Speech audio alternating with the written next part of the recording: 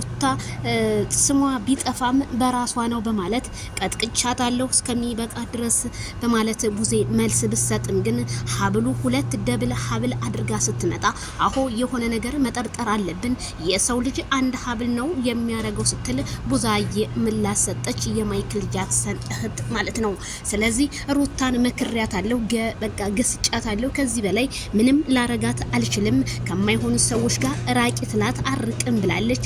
ስለዚህ እኔም ልክ ትፍት ተደርጎ እንደማይዋጠው ምራቄ እኔም ተፍቻት ሄጃለሁ። ስለዚህ ሄርሜላ ደግሞ በሄርሜላ መጣች እቺ ገነት የምትባለው ሰዓቱን ስታደርግለት ምናምን እያለች ስትቀበጣጠር ቡዜ እልኳ አስገባቻት። ሰዓቱማ ስጦታ ነው፣ ምንም ነገር የለውም፣ 1 ሰዓት ነው ያሰረችለት። ስለዚህ ሀብሉን ስታደርግለት ነው ልጁ ራሱን ቀይሮ ማንነቱን ሳያውቅ የቀረው ለብዙ ጊዜያት ያው ወር በሉት ለ1 ወር ሙሉ በማለት ቡዜ ምላሽ ሰጠች። ገነት የምትናገረው ነገር ጠፍቶባት አፏን እየተንተባተበች እንዴት ሩታ ድግምት ታረግበታለች በሀብሉ ላይ ስትል ይሄንማ ካልሽን መረጃ በሚዲያው ላይ ያለ ስለሆነ ህዝቡም የፈረደው ነገር ነው።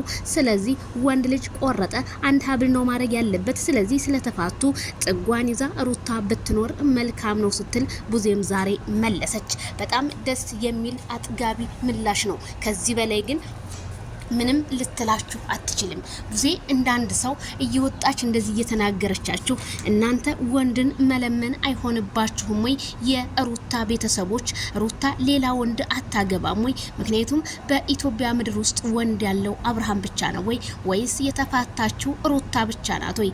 ስለዚህ አሁንም ቢሆን ቡዜ የሄርሜላን ሀቅ ስላወጣሽላት በጣም ነው የምናመሰግነው። ሄርሜላ የኛ ንጹህ የኛ ዳይመንድ ምንም ነገር እንዳላደረገች በሷ ጊዜ ግን ምንም እንዳልፈዘዘ ነው እኛ ያየ ነው። ሀብሉ ሲደረግ ግን ፈዞ ሰውን አያቅም እየተለፈለፈ አንድ ላይ ሲወርቅ አይተናል እኛም ማለት ነው።